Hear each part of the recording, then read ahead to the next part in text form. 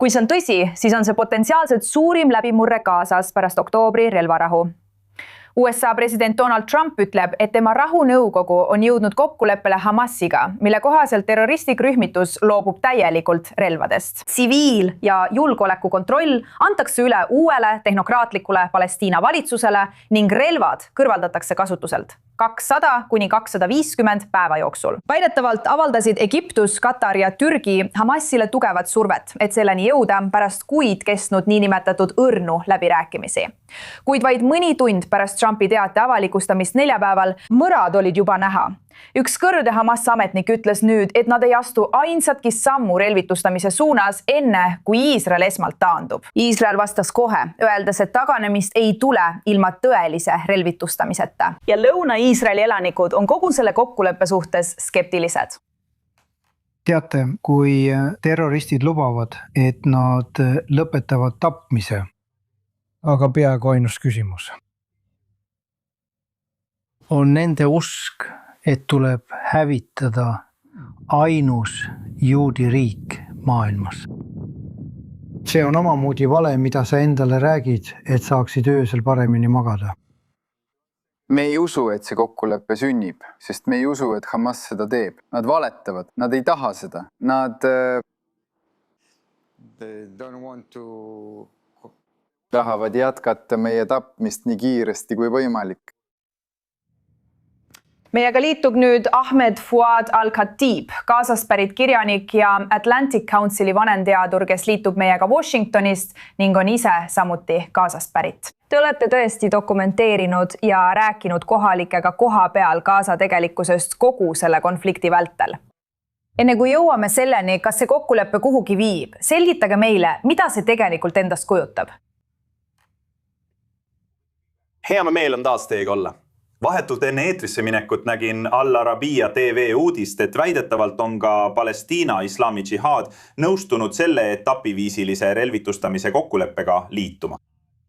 Mis on tegelikult ainus viis, kuidas see toimida saab. Sa ei saa lasta Hamasil ja taitestel rühmitustel jätkata relvade hoidmist. Aga idee on siin selles, et rakendamine toimuks vastavalt tulemustele.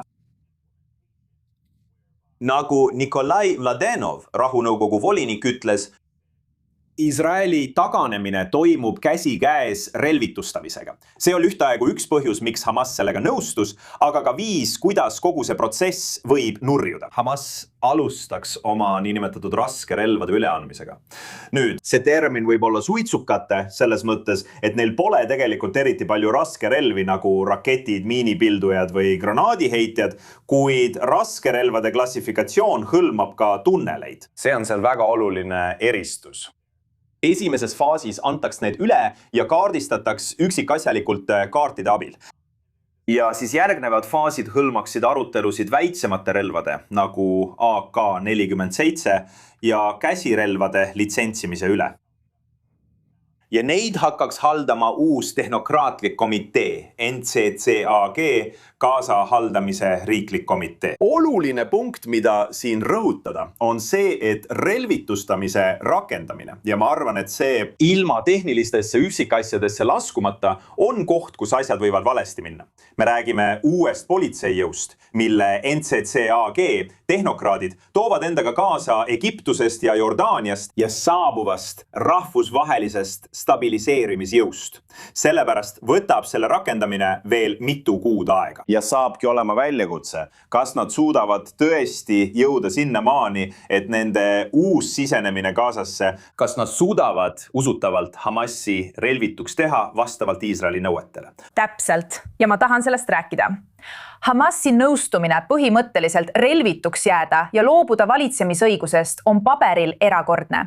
Kuid organisatsioon on ellu jäänud, teate ju, viimastel aastatel, alates 7. oktoobrist, väga tõsise Iisraeli pommitamise all. Relvarahu, mida me oleme jätkuvalt näinud korduvalt rikutavat, võib öelda, et mõlema poole poolt. Mis paneks Hamasi seekord tegelikult kokkuleppest kinni pidama, kui neil on kõik põhjused seda mitte teha? Mis on siin tegelikult muutunud?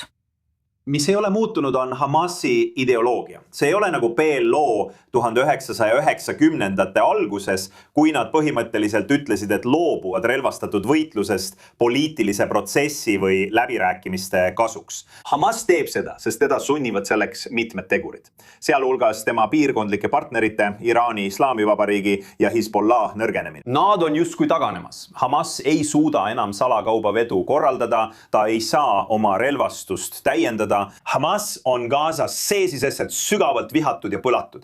Ja ma soovin, et rohkem iisraellasi ja Iisraeli pooldajaid mõistaksid seda tegelikult. Kui sügavalt Hamas Gazas vihatud on, isegi kui tal on siin-seal veel mõningaid toetajate gruppe. Kas Iisraeli otsesed sõjalised rünnakud, mis on kestnud peaaegu 10 kuud pärast relvarahu, on kõrvaldanud Azedin al-Haddadi ja mõned Hamasi tuntumad alles jäänud juhid. Paljud nende keskastme komandorid, kes peavad kurnamissõda, kui nii võib öelda, ja seega on rühmitus tõesti kohutavas olukorras, isegi nende rahalises seisus.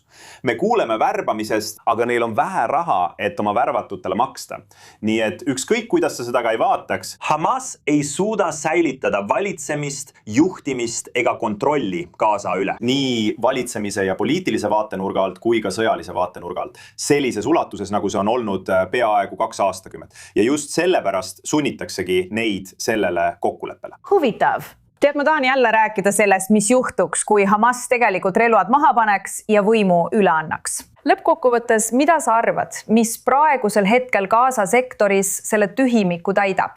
Tõepoolest, me oleme näinud nii palju erinevaid plaane, ilmselgelt see Ameerika Ühendriikide suur plaan. Aga kas on olemas realistlik stsenaarium, kus üleminek ei lagune mingisuguseks kaoseks? No see ongi $1 miljoni küsimuseks. Plaani järgi peaks see toimuma järk-järgult, sektor sektori haaval, piirkonna kaupa. Uus politsei, rahvusvaheline stabiliseerimisjõud, liiguks piirkonda siis, kui Hamas sisuliselt kas lahkub või loovutab kontrolli või relvad. Kuid Gaza inimesed kardavad seda võimalust väga.